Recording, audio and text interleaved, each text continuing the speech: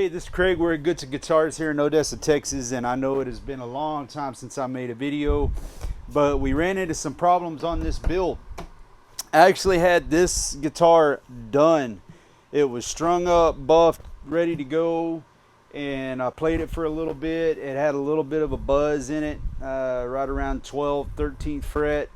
So I just let it sit for a couple of days, maybe a week, and to see if the neck was going to move, which they always do. We try to keep them here at the shop for a week or two before we send them out after we finish one, for this very reason. So this guitar, now I'm calling it the cursed Bajo, because this thing is just giving me problems since day one. And I was almost done with it, and the neck just kept getting worse and worse.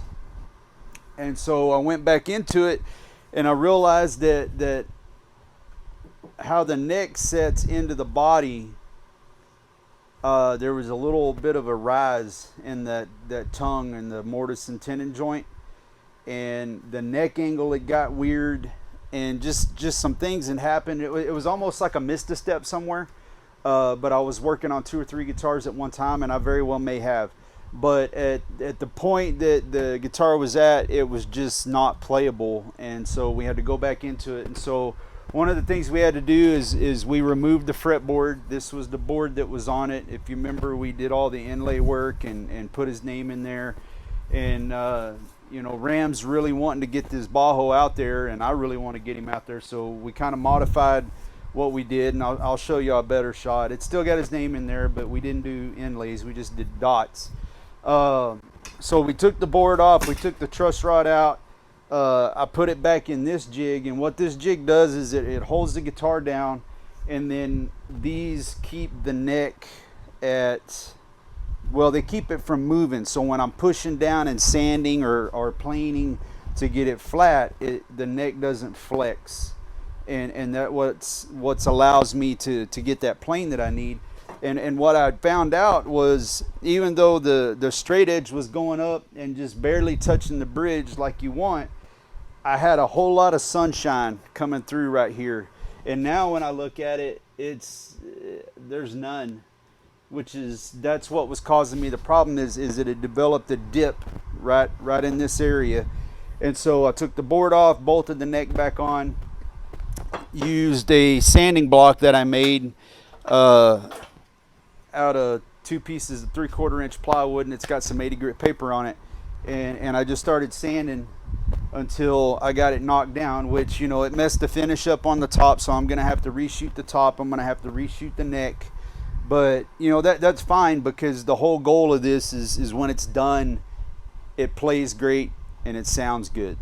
And if you got to do a little bit of extra work to make that happen, then that's what you do. So I also used this beam. It's got 80 grit on one side.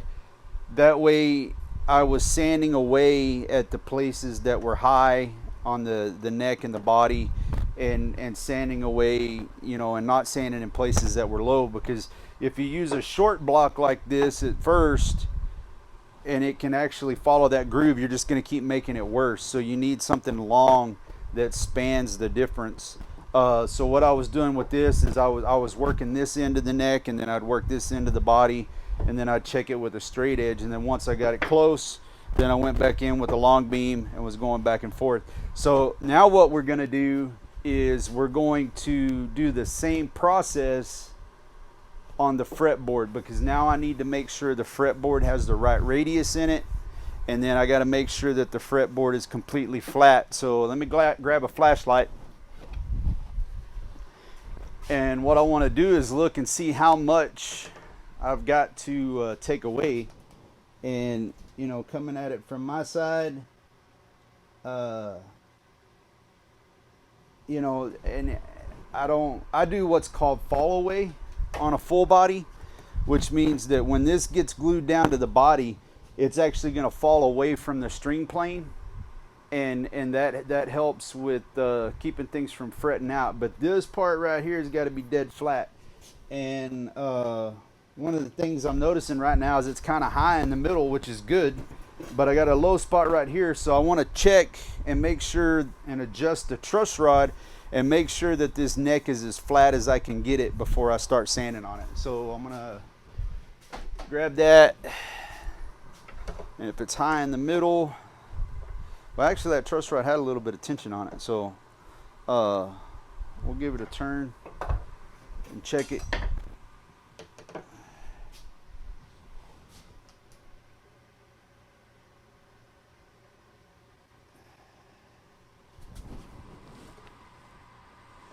So that's actually good right there. So now what I'm going to do is I'm going to take this, and I'm not feeling any wobbles or anything like that. So we're good. So now it's just a matter of running this back and forth, following the center line of the neck so you keep the radius in there.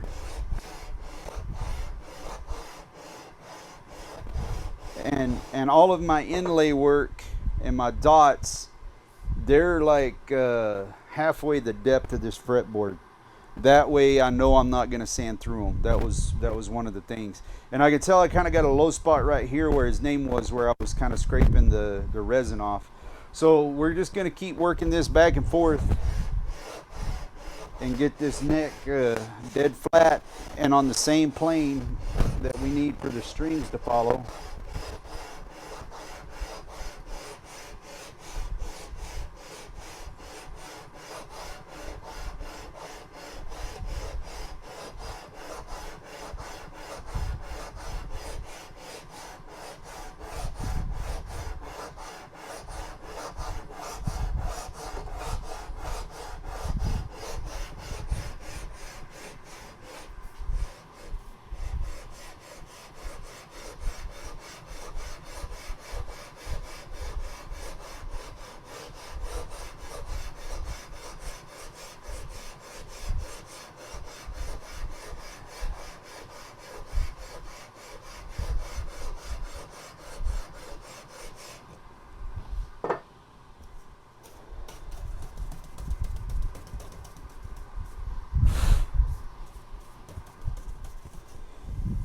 I can still see a little bit right there, and with this fall away coming in, I'm gonna have to,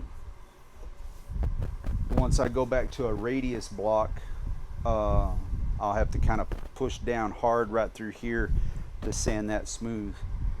But basically from that much of the neck is good. We still got a low spot right here and a little bitty spot right here. Matter of fact, I'll bring the camera over and I'll show you what I'm talking about. So you see the difference. This spot right here, that's a low spot, and then we also have a low spot right there, and there's a little bit of one right in there, but for the most part that fretboard is good and flat. So we're going to keep going at it, and then when I switch over to the radius block, I'll bring y'all back. All right, so we've got everything sanded and flat and true.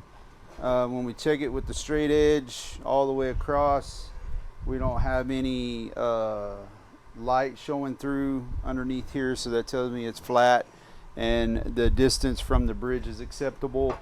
So what we're going to do now is we're going to go to the radius block, and I've been doing this with 80 grit, so I'm going to switch to 120, and we'll get all the 80 grit scratches out, and then we will go to 220, 320, and I'll probably take this up to 600. The old one, I had it to like 1200, and it was real shiny looking, and I didn't like the way that looked. So we're gonna take this one back a little bit. So this is 120 grit with a 12-inch radius block, and then this will make sure that our radius is the same all the way down. And then one way I can check that is, and I just had it in my hand a minute ago, we'll take some chalk and we'll mark this board up. and then that'll tell me if I've got it all.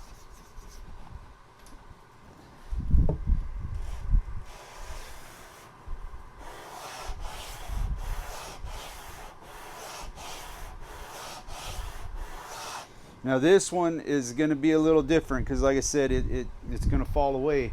But see, I've got a spot right here where it's not taking it off as much, which tells me it's high on this side. So I got to round this end over a little bit more so it's getting there. But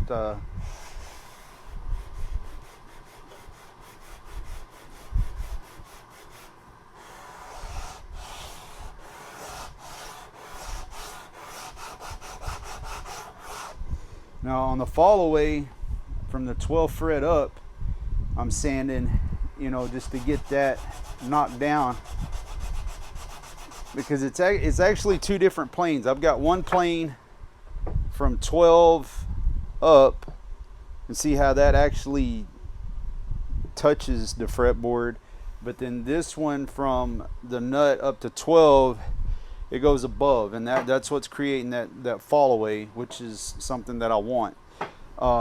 So right now, when I'm working the neck from 12 forward, I want to try to make sure that I keep this perfectly square, and that way I'm taking everything off evenly. So I'm going to keep doing that, and once I get this part done, I'll come back to y'all. All right, so we progressed all the way up through the grits to 600, and then I put a coat of oil to oil the ebony, oil the fretboard. So basically what I used to fix my mistake was a sanding beam, 12-inch radius block, and they make these in different radiuses. I know some makers, they make them flat. Classical guitars are flat. And then we used sandpaper from 80 all the way up to 600, and then we used the color tone fretboard finishing oil. So we're going to let this oil soak in, and then I will probably oil it 2 or 3 more times before I fret it. And then one of the other things I'll do before I fret it is I'll wipe it down with a coat of paste wax, which will help keep the super glue that I use to glue the frets in from staining the board. So at this point, it's level, it's straight, it's got the radius same way all the way through. I also used the radius gauge to check to make sure my radius was the same all the way up the board. And as I progress up the board, it doesn't want to kick off to one side or the other. It's straight up and down. So this board's in a lot better shape than it was. Like I said, you know, sometimes wood likes to do weird things, and it just happened to happen on this guitar, but we've got it fixed. So the next step in the process is, since I'm going backwards, I'm going to sand the top down to probably 600 grit. I'll tape the bridge off, sand the top down to 600 grit, and reshoot it and let that cure, wet sand and buff the top back out, because it's got some pretty gnarly spots in it from when I had to take this off. And then I'll do the same thing with the neck. I'll sand the whole neck down and then shoot another coat over that, let that dry, and then we'll go from there. My daughter's in the shop working on a project too, so she's trying to be quiet, but she just needs to do what she's doing. It's all good. So anyway, I've got a couple of videos out that show how I fret. I've got some videos out there for other things. Getting this board off, because this board is glued to the top. I just heated up a palette knife. These are my two favorites that I use. This is just a standard palette knife, but you'll notice the edges are rounded off and it's not crazy sharp. They need to be clean because they got glue residue from me taking this off. But all I did was just heat them up and then work them underneath until it turned loose. My neck joint, where the neck meets the body, those aren't glued on, they're bolted. So once I got this free, this neck just popped right back off. And I do that for a couple of reasons. One is if I ever have to replace a neck for somebody, it's a lot easier to get it off. And then number two, I don't have to use heat down here on the heel and the body. And so if I do have to refinish, it's only the top. And so it saves me some work on my warranty stuff.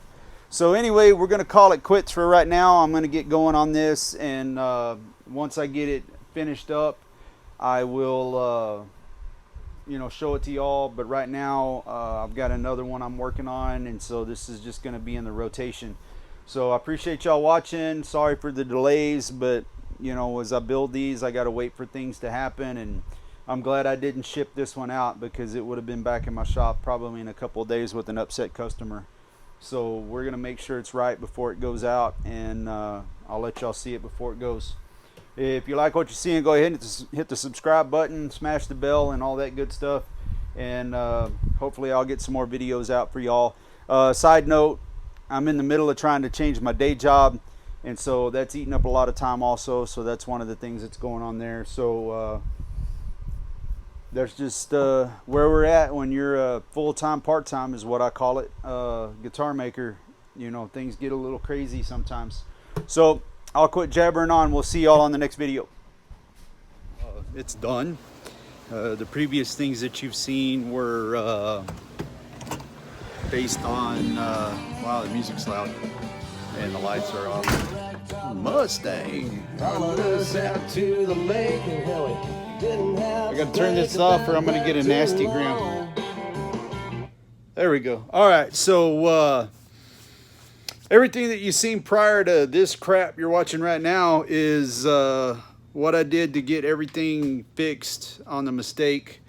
Those things happen. When you start making guitars, you're gonna learn that some stuff's gonna go wrong. You just got to know how to fix it and keep moving forward. And if you're gonna sell them, to people, they need to be right, and you need to stand behind your work. So that's what I'm doing. But anyway, I've got videos. If I think about putting them in the description, but I've got videos on fretting. I've got everything I had to do after the neck was fixed, what you've seen to this point. I've got videos out there on. Like I said somewhere in this mess, and I'm gonna say it again in case I didn't. I got something in my eye. I'm gonna do a video on the finishing process on the Rieleros Bajo, which I'm actually looking at right now. Y'all just can't see it. It's in pieces. And then the neck, I'm gonna do a video on how I do my necks, the actual joint, when I do the Rieleros. I can turn the camera around. No, I'm not going to get into it right now. So anyway, we're going to take a look at Ramiro's Bajo, and then this video is going to be concluded. I appreciate y'all watching, and if you like what you're seeing, hit like and subscribe. That way you get the notifications, and let's take a look at it. All right, well, here she is. Only thing left to do, and I'm saying it's done. No, I need to install a pickup, but that's no big deal. But everything is good to go. We got the back, there's a ricote back, we got the top in, the strings are done, everything's on. You can see his name right here. We got the headstock with the G. It does need a truss rod cover installed, but it's fixed. I just got to put it on there. But like I said, it's done. He's gonna come get it probably in a couple of days. We'll probably shoot a video on that. So again, this is Craig at Goods and Guitars. I appreciate y'all watching, and go ahead and hit that subscribe button, and we'll see you on the next build.